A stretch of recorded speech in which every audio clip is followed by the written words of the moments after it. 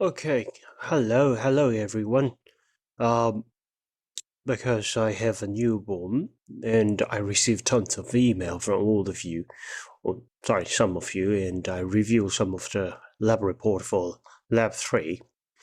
I find it's quite interesting stuff is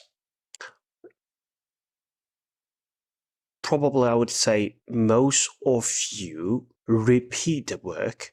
However, during this period of time, you not fully understand what is a whole process of these lab and how to understand it.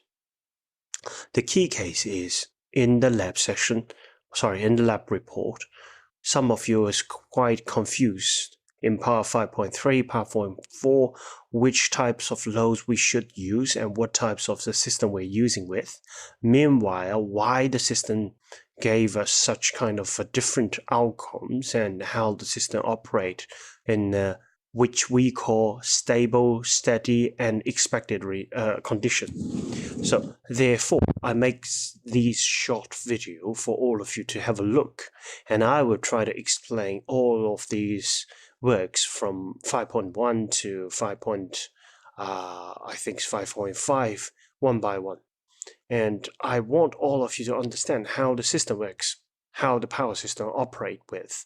Then it's easy for all of you to build a big picture of how the power system it is. Okay, first for foremost, is first step is which we give the load change with the parameters with 2.4 megawatt.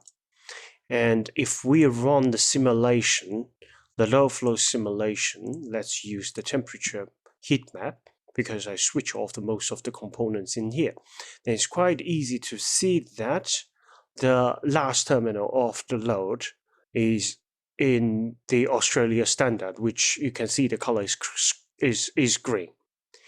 As far as I told all of you that the voltage changes from the beginning to the last is based on the equation which we have in the system.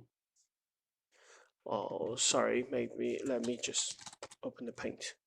So in here, how to understand the voltage drop one by one, because based on the system we knew that delta V equals to P R plus Qx divided by V receiving end.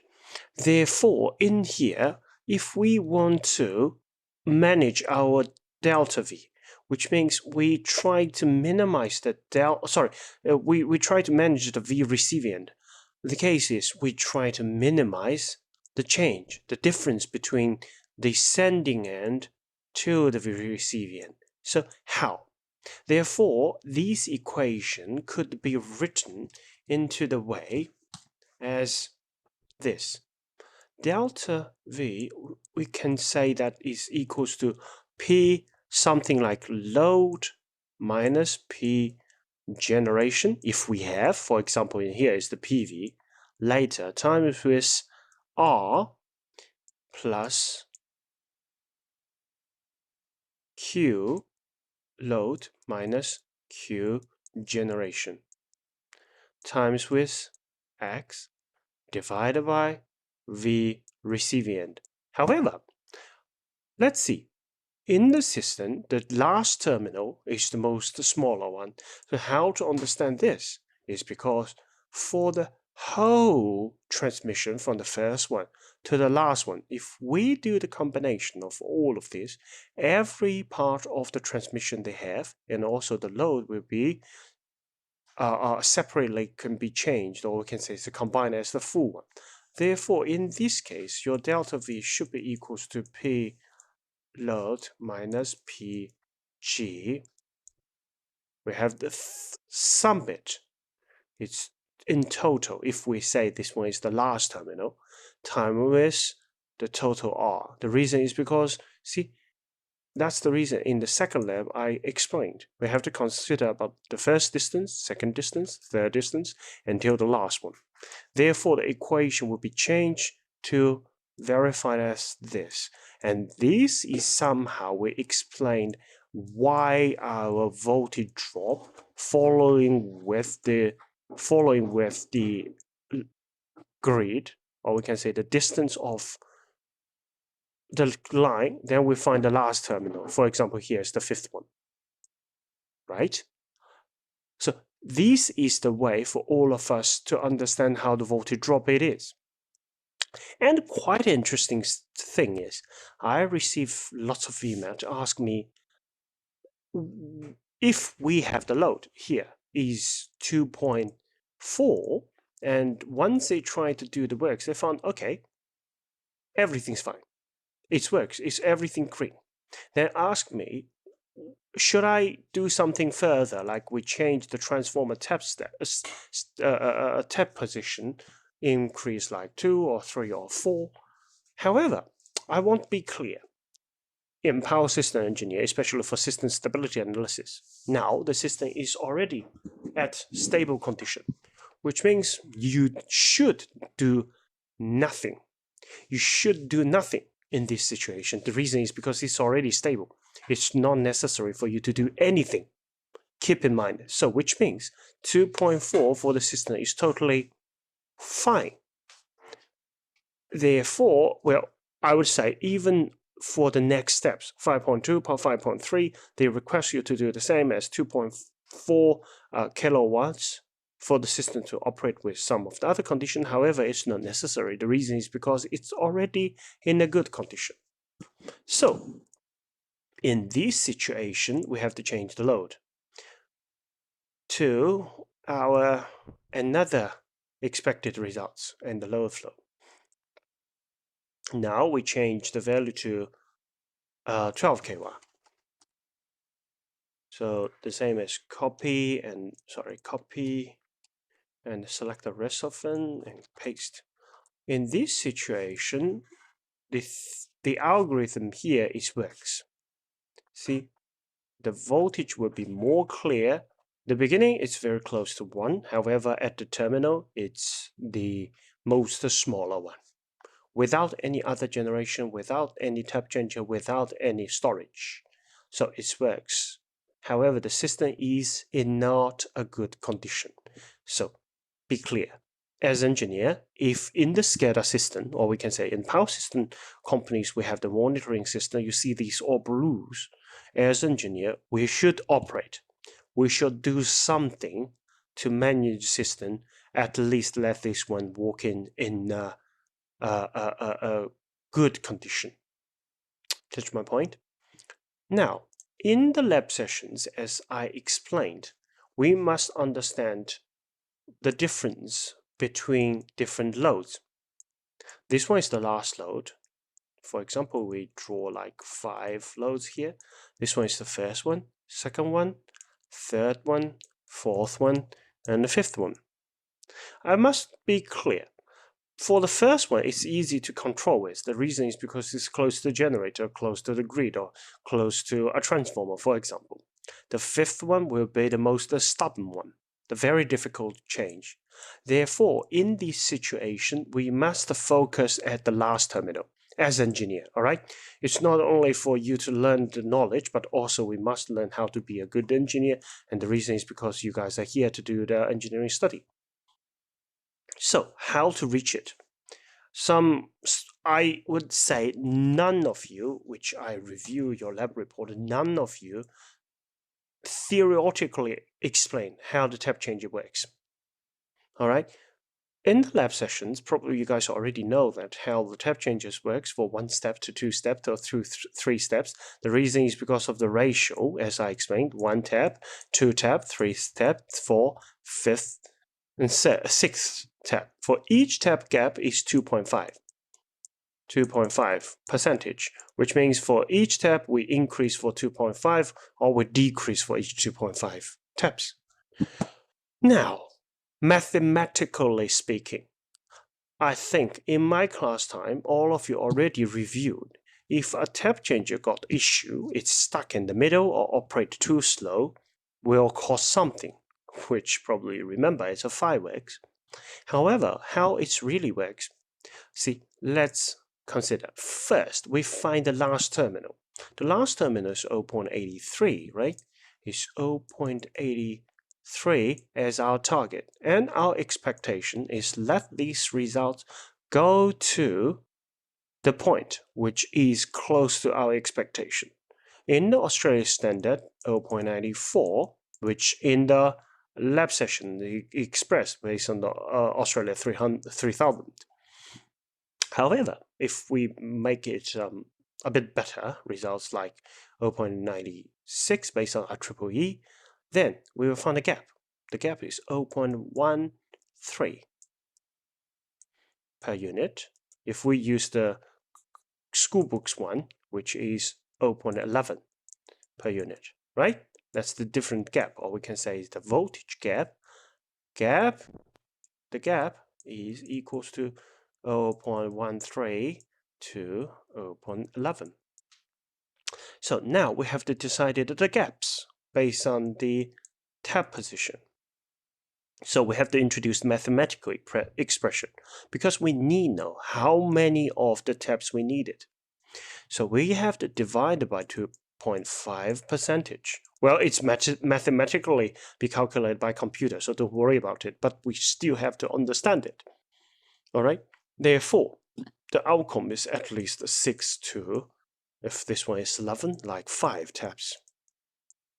Now, based on mathematical expression, we increase the tabs to 5. So we run the simulation again. Yes, it is works. The reason, well, even the first one is almost out of range because you can see the color. That's the reason we use the power factory, because it's very obvious with the color. However, the last one is close to Australia standard, or even we can say in the Australia standard. But it's not the stop point. The reason is because it's close to the, it's almost out of the range. We want to control this one. So as I said, remember one thing. In the lab report, I didn't see any of you do the explanation. Even during the class time, I do the explanation. Tab changer is a way of physical change, and capacitor banks, or can see Q, is it's also a physical change, but it's a general. It's not general. It's a bit slow change based on the characteristics of reactive power. Therefore, which means if we change the tab position, the results will be straight away changing. If we say, for example, we change these 5 tabs within 0.2 seconds, which means the system will be operate in 0.2 seconds, the voltage will increase.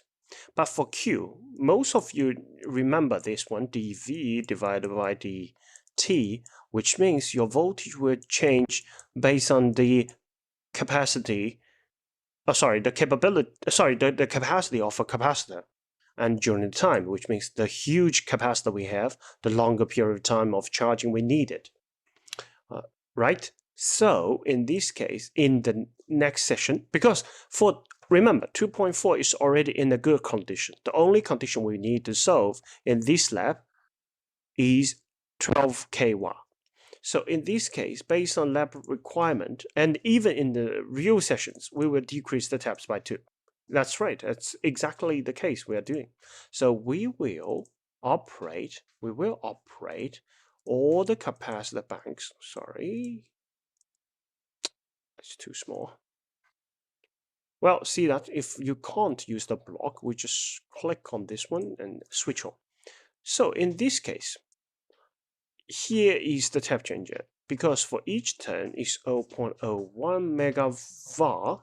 Therefore, the maximum capability of reactive power is 6 megawatt, 0.06 megawatt for each of the term. In this situation, we have to explain how the capacity banks are working. In the real substations, we have a room called capacity banks room. We will do all of this one by one to charge it, because in the manufacture of all the capacitors, they are charging based on the system with 1 tab for each of them, which means if we have connected with 1, connected with 2, and we have lots of different capacitor banks was charged, then during the charging time, it will generate reactive power to support the voltage. So in here, well, mathematically speaking, we still have to consider about the power losses and the reactive power changes. However, in normal cases, it's not too necessary for us to consider about because we're just trying to manage it. So in this case, we run the capacity banks. Seems like still a bit high, so we try to decrease it.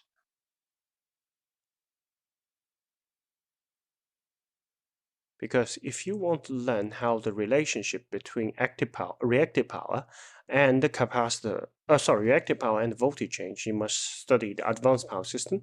And in the course, we will teach you how to do the mathematical expression, which we based a map we call the voltage and the capacity banks voltage drop. We'll find the best capacity volume to manage the voltage. This one is the similar, which we call a similar triangle to do the works. Still a bit high. Then we probably decrease the tab for more. So that's the works. Actually, guys, don't worry about it. In the lab sessions, you can do whatever you want. I always encourage all of you to do these works to try to reach the best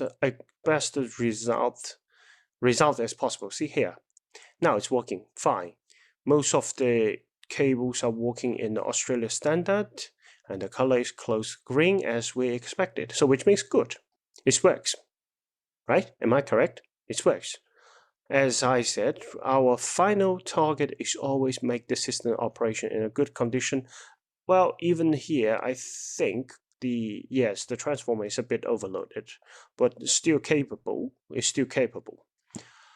Now, once we finish these part, we have to consider about PV panels. We already insert the PV panels with the system as constant Q, so we have to operate them. The static fast system, we'll go to load flow and select all the PVs, and I will just switch them on. Now it's all on. First, as the lab requirement says, we will switch them the capacity banks off first, and let's run it. Yeah, we just change the cable's position back to 0. We want to see how the tap changes works. Oh, sorry, the solar panels works. Well, the solar panels will generate power for the voltage, and we will see, well, it's almost nothing changed for the last terminal of the voltage. The reason is because in most of cases, PV panels could not generate any reactive power, because as I said, PV panels are like DC generation system. Now we have to increase the tap position to 5 as our expectation used to be. Now we find something interesting is the voltage is increasing significantly compared with the previous one. The reason is because of the capacitor banks. Probably you guys still remember what I talk about voltage. We must understand what is the official language of voltage, which is electron potentials. Therefore, which means the height of electrons. For example, let's say we have 1 E, which could represent it as 1 volts. If we have the height of 2 E's, which means we represent it as 2 volts. Therefore, in this situation, if we have solar panels will generate lots of electrons to the whole system to uprising the voltage. Therefore, in your results, you will find the voltage curve is like this. The reason is because we have lots of electrons holding at the terminal, make the system changing the voltage direction. Okay, so what we can do, the final stage of the system is we try to switch on almost everything. Like the capacitor banks, we switch on the capacitor banks as well. and we switch on. Oops, these two not switch on. Now, in this situation, the whole system operates in the condition. Let's see. See, now it's all overloaded, right? Because we insert the capacitor banks, we insert the solar panel, we change the tap changer, which obvious the system is not working fine. However, here's the last step. If we try to switch on, the last part, the battery, here, because you have to take a look with the parameters of the system. Here is a constant V, which means we control the voltage as 1 per unit. As I said, in this software, which is a German software, zero means not means zero, it means dynamic. Therefore, let's have a look what's going on. Now we will see the voltage actually is dropping. It's dropping to a good condition. The reason is because we have the storage. As far as we talk this one again, because our voltage is high, which means we have lots of electron potentials, right? Now, if we want to decrease the voltage from 4 volts to 1 volt, what should we do? We grab the 3 volts of electrons away to be stored in the energy storage battery, then your voltage will drop. However, as I said, probably in another session called Advanced Power System, you will learn it. We call it voltage localized or reactive power localized, so which means the voltage could not change rapidly through different buses, or we say different substations. It's normally based on how close to the reactive power generator, or close to compensation, or close to the storage. Therefore, you can see that the voltage is close to the storage. The voltage close to 1 per unit.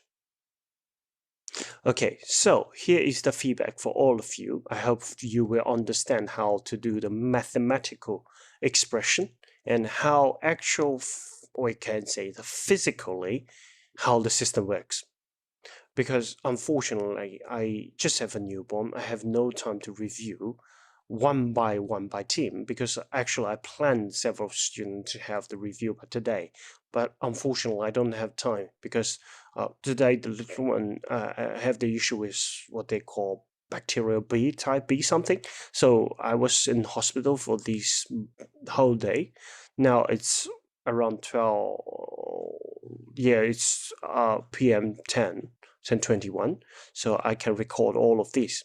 I upload all this video to YouTube, and I will send you with the email link, and hope all of you will have a look, because as I said, this one is our probably the last time to see each other in this semester, or in this university. However, I hope all of you be engineer and learn engineer stuff as a real engineer, because we have to think about the big picture of everything. All right, thank you very much. Ciao.